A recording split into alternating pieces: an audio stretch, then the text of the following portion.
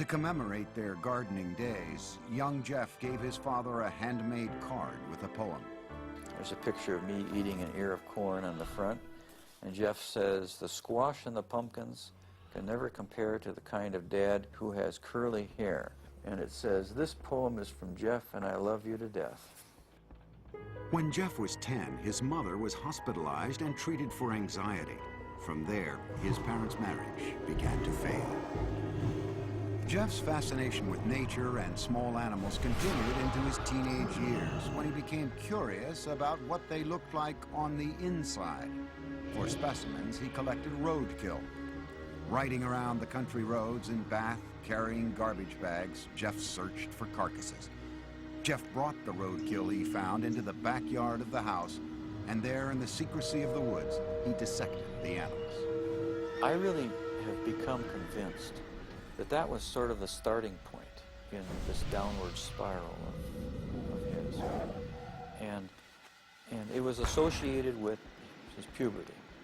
And when you have hormones kicking into this terrible mixture, what he's doing, he's investigating insides of animals.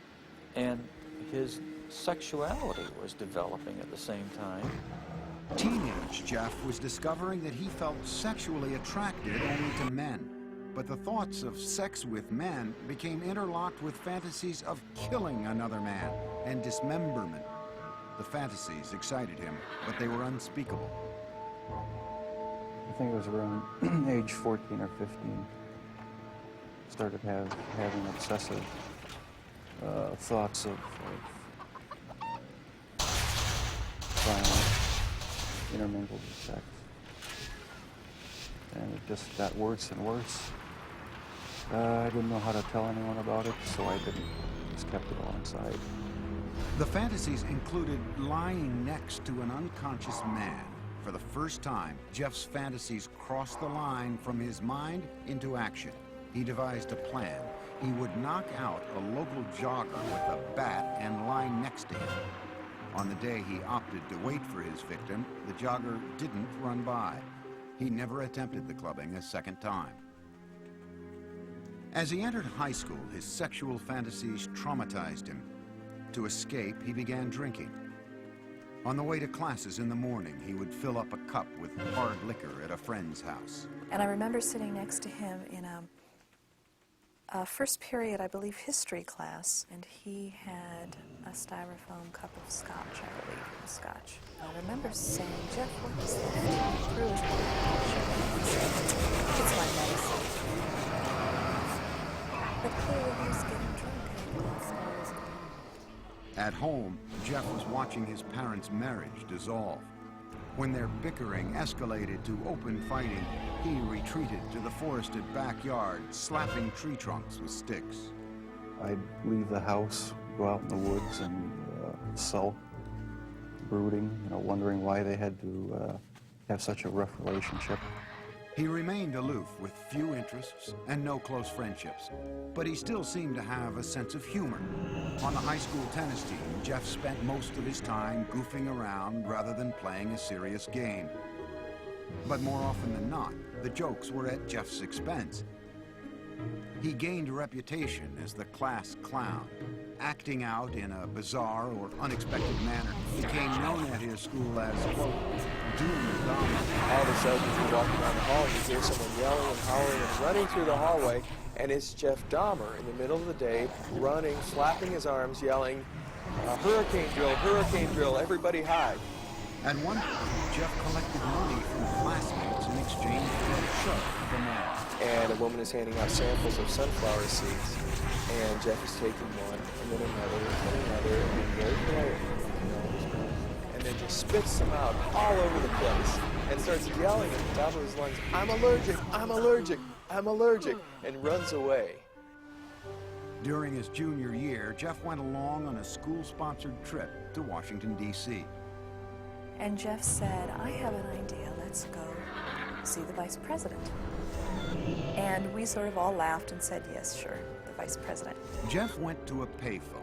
When he returned, he announced that they would be seen in the office of Vice President Walter Mondale in 2 hours. He had explained that we were high school students from Ohio working on our school newspaper, and we were in town for a week, and could we come and talk to someone in the vice president's office? His slick talking worked. Dahmer had gotten his classmates inside the executive office building to meet with Mondale. In the classroom, Jeff was something of a model student. Very polite to adults, dressed very nice, very respectful to teachers. Did his work. He could be an A student if he wanted to. Other times he would fail a class because he had no interest. He could be very polite, with very good manners. Yes, sir. No, sir. When he spoke with teachers. He was perfecting his ability to fool authority figures. But as time went on, Jeff became less interested in his performance at school. No one really knew what was going on in his mind. He didn't open up to anybody. He didn't have any close friends. And he had really slipped away from his social life the older we got in high school. At the school near Bath, Ohio, Jeffrey remained an alcoholic outcast. His behavior was so remarkable. I don't think he connected, he didn't engage with people. So if you don't engage with people, then you give and take a conversation and feelings, then you end up internalizing a lot, fantasizing a lot. And then the next step is to think that some of those fantasies may be real. A step Jeff was ready to make. He would kill his first victim just after high school graduation. For Jeffrey Dahmer, the summer of 1978 started with high school graduation. It would be downhill from there. His parents, after years of open and crooked fight, divorced. Jeffrey's father, Lionel, moved out of the family house in Bath, Ohio, and into this nearby motel. Unbeknownst to Lionel, Jeff's mother took younger brother David and moved to Wisconsin. Jeffrey found himself home alone. Jeffrey was 18, and like most teens his age, he had active sexual fantasies. But Jeffrey deviated from the norm to include thoughts of killing his lover.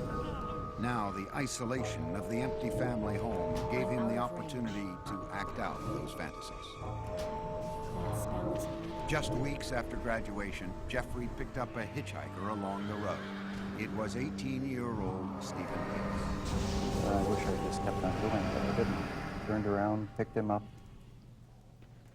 and that's when the nightmare became a reality.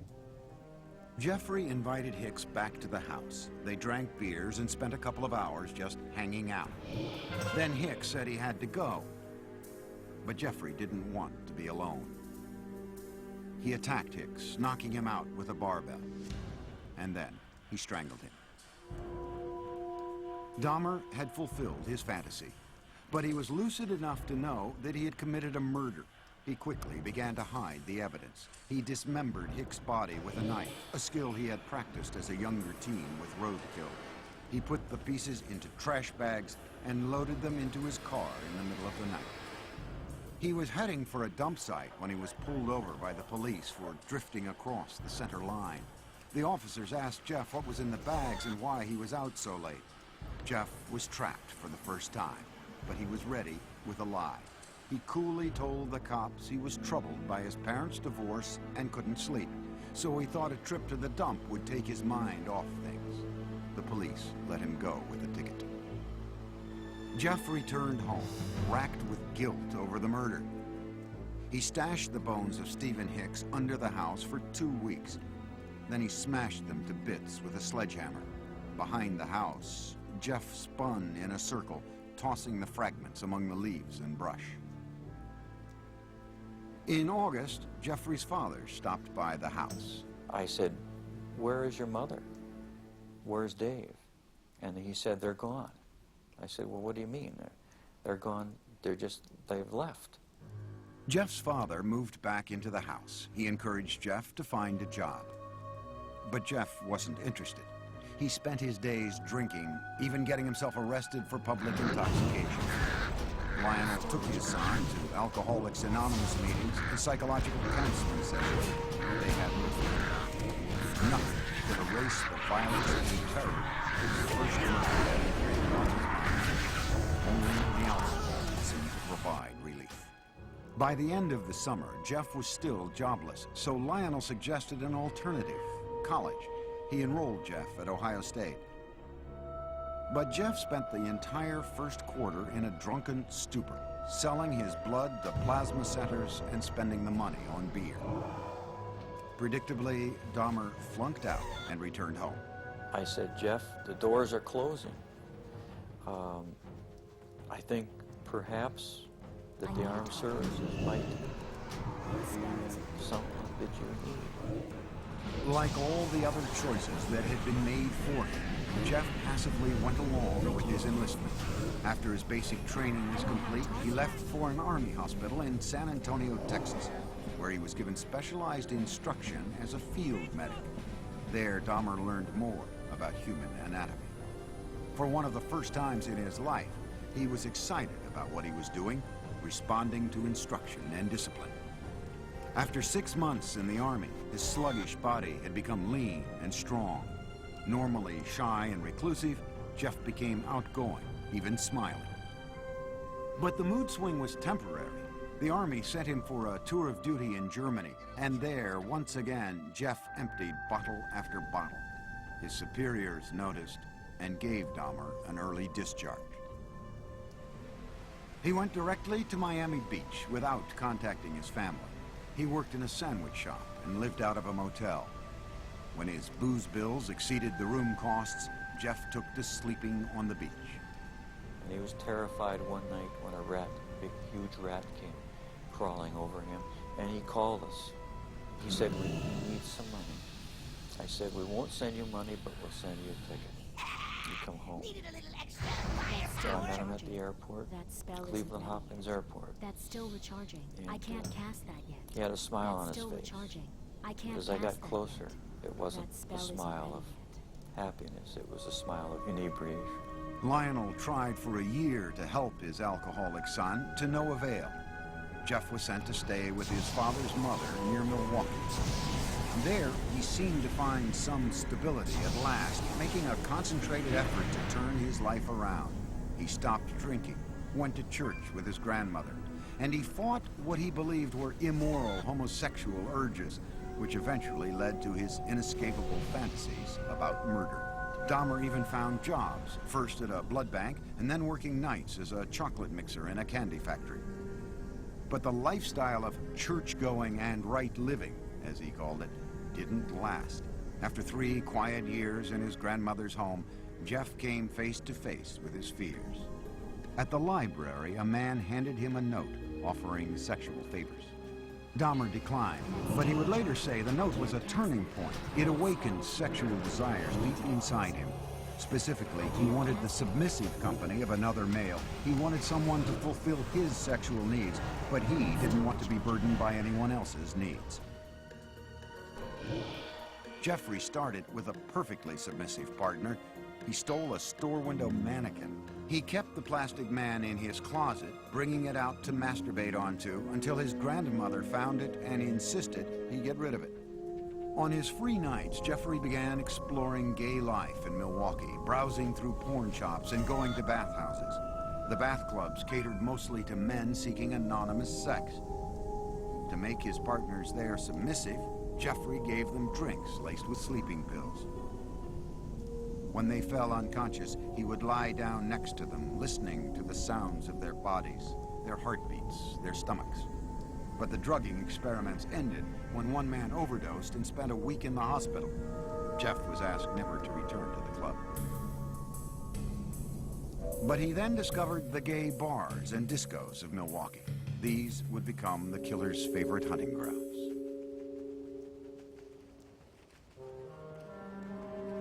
By his late 20s, Jeffrey Dahmer was settled in Milwaukee, living at his grandmother's and prowling the city's gay scene. No one suspected this reclusive loner with boyish good looks was on his way to becoming a psychopathic serial killer. He did take pleasure in the fact that he was in control of his own little world, that nobody knew what was going on, that he was the master of it. Dahmer could fit in with any group, and you wouldn't say, oh, he must be crazy, or he must be a killer. That's why he was so successful. He was not a repulsive individual. Certainly not in Milwaukee's gay nightclubs. We have it on good facts that he was considered somewhat of a honey in the gay community, that people found him attractive. Several people told us that he was the kind of guy that you wanted to take care of, you wanted to baby him. But Dahmer had very specific requirements for his men. He chose a body style. He liked long, lean, smooth, muscular body styles. And it didn't matter if they were black, white, yellow, red, or brown. If he found them attractive, he would try to get them. In November 1987, Dahmer met 25-year-old Steve Toomey at a downtown club called 219. After a few drinks, they left the bar for a night at the nearby Ambassador Hotel. Dahmer used an old trick to get Toomey into the submissive state he craved. I had put some sleeping pills in his drink to render him conscious. And was just going to spend the night with him. When I woke up in the morning, my forearms were bruised, and his chest was bruised, and blood was coming out of his mouth. He was hanging over the side of the bed, and I have no memory of beating him to death, but I must have. But Dahmer didn't panic. He went out and bought the biggest suitcase he could find. At the hotel, he crammed Toomey's body into the case, dragged it into a taxi, went back to his grandmother's house, and dismembered Toomey in the basement. That's when the obsession went into full swing. He decided after that second death that he would no longer attempt to control his desires, that he would give full rein to them, yield entirely to them, and after that, his life became the pursuit of unmitigated sexual pleasure. Dahmer now decided to pursue his fantasies of ultimate control. It was no longer enough to have his partners submissive just for a night. He wanted to keep them that way forever. So with the intent to murder and then butcher the men he picked up, Dahmer returned to the clubs. At a bus stop outside 219, he met 14-year-old James Doc Stater. Dahmer offered him $50 to spend the night with him. They took the bus back to Dahmer's grandmother's. While she slept, Jeff and Doc Stater had oral sex. Then Dahmer drugged and strangled him, his preferred method for killing. He stated in no way did he ever want to hurt anybody. As funny as this sounds, that is the reason why he killed everyone by strangling them, because not only did he get the power and the thrill of committing the murder, but it was also the most humane way. With Doc Stater, Dahmer further explored his dark fantasies. He hid the body in the basement for a week and continued to have sex with it. Most serial killers are sexual deviants who are social and psychological sociopaths and sexual paths who kill people for their own sexual gratification. Dahmer's was different than that. He was a true necrophiliac. He was trying to have sex with an unconscious or dead person. Once James Doc Stater began to decay, Dahmer dismembered him in the basement near a floor drain, just as he had with Toomey. Dahmer was now drinking heavily again, especially on the nights he planned to murder. By the time he killed, he would be stone drunk. He drank because his conscience was so strong. This isn't the man that didn't know the difference between right and wrong. 2 months after killing Doc Stater, Dahmer picked up 21-year-old Richard Guerrero from the Milwaukee bar, again offering him money to spend the night. In a familiar pattern, Dahmer drugged and strangled him. He spent a few hours with the corpse before dismembering it. He then placed the body parts into trash bags for the city garbage collection the next day. In the summer of 1988, Jeff's grandmother asked him to move out. She had been troubled by Jeff's late hours, the mannequin in his bedroom, and now an unidentified foul smell in the basement. He took an apartment on Milwaukee's west side and immediately accelerated his downward spiral when he approached a 13-year-old boy on the street and lured him into the apartment. Inside, Dahmer scared the boy by fondling him. and the youngster ran from the apartment. Dahmer was convicted on second-degree sexual assault charges only. The murders were still his secret. He was sentenced to 1 year in a work release program that required him to spend his nights in a prison dormitory while he continued working at the chocolate factory. I can't cast that. In the 10 days before he began his sentence, Dahmer struck again. He met 26-year-old Anthony Sears at the gay club La Cage and killed him. He mummified Sears' head and genitals and kept them inside his locker at the chocolate factory. Towards the end of the work release term, Jeff's father wrote to the judge and urged him to put Jeff in an alcoholic treatment program, writing, "I have tremendous reservations regarding Jeff's chances when he hits the streets." No program was ordered. Jeff was released 2 months early. He moved into another low-income neighborhood in Milwaukee. The rent at the Oxford Apartments was cheap, and the location was close to the gay clubs. On his own again, he was free to feed his relentless sexual urges. Within 3 weeks of his release, Dahmer began a 1-year killing frenzy. He would leave 13 more families, most of them African-American, searching for loved ones who had simply disappeared. The police too searched in vain. Once Jeff started on his killing spree, all of his financial resources, all of his time, money, effort, desires, emotions, thoughts went into his secret world of killing people and keeping them with him. Many times he talked about trying to fight it, even after he had killed a couple people, saying how he wasn't going to do it again, but within a month he would be back out at the bar spot. One victim only got away. Dahmer had drugged a 14-year-old Conrad Synthosymptom, brother of the boy Dahmer had been jailed for molesting the year before. As Conrad slept, Dahmer went out to buy more liquor. But while he was gone, the teen woke up. He staggered out into the street naked. A concerned neighbor called 911. Milwaukee Emergency Operator 71. Okay, hi. I'm on 25th and State, and this is young man. He is butt naked. He has been beaten up. He is very bruised up. He can't stand. He's study fall out. He is butt naked. He has no clothes on. He was really hurt. Police arrived. By this time, Dahmer had returned from his beer run. As he had with police in Bath, Ohio after his first killing, Dahmer smoothly lied. He told police that Conrad was his gay lover who simply had too much to drink. He brought the cops into his apartment and showed them Polaroids he'd taken of the teen. Proof, he said, of their relationship. The police believed the 14-year-old was of legal age and left him behind with Dahmer. They wrote the incident off as a lover's quarrel. Again, Dahmer had been slippery enough to keep his killings a secret. As soon as the cops left, he murdered the boy. Inside Dahmer's apartment, the bodies began to pile up. So he bought a 57-gallon drum and filled it with a powerful acid to dissolve the dismembered limbs and torsos. After weeks in the acid, the remains of Dahmer's would-be lovers became sludge, which he flushed down the toilet or the bathtub drain. I'm out of range. For others, Jeffrey boiled the skin off their bones on the stove. A sweet, bitter odor of death began to infest the building, and many tenants traced the smells straight to Dahmer's door. It's awful funny. Whatever Jeff was cooking, Jeff never bought no groceries.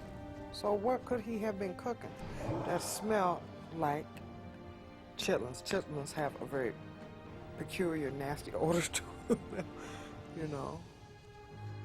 Dahmer was pathologically lonesome, not wanting his sexual partners to leave him even after death. He took keepsake photos while removing their flesh and then preserved certain parts. And one thing led to another. It took more and more type behaviors to satisfy my urges. He devised a plan to build a shrine out of skeletons and skulls, but he was still in search of the perfect partner, one who was completely submissive but alive and not prone to decay.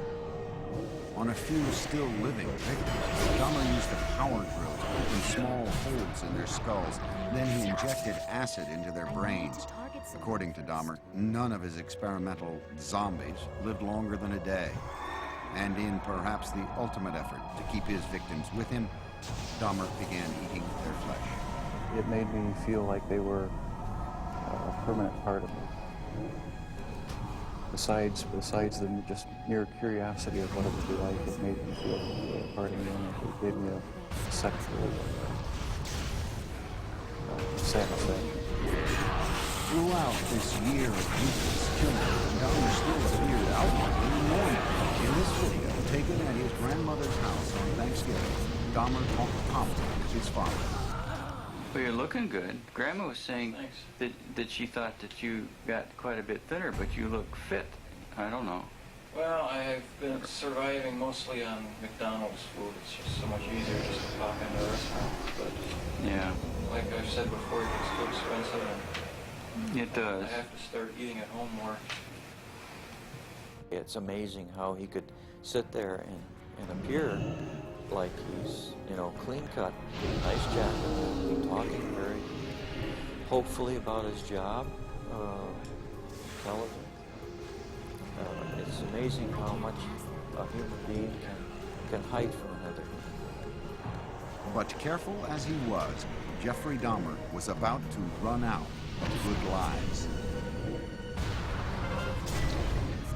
In July 1991, the city of Milwaukee discovered a serial killer, 31-year-old Jeffrey Dahmer.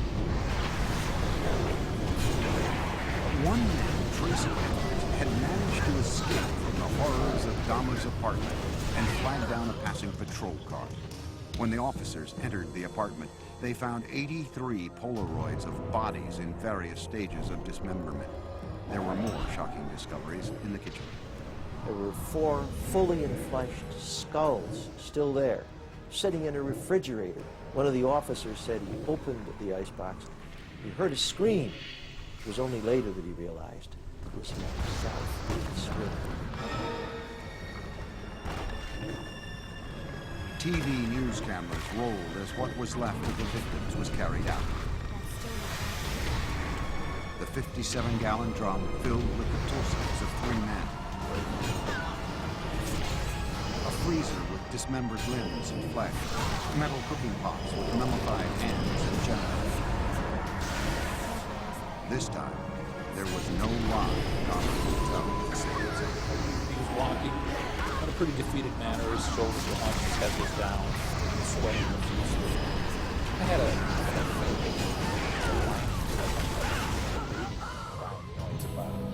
At the police station, detectives began a marathon interview with the suspected killer.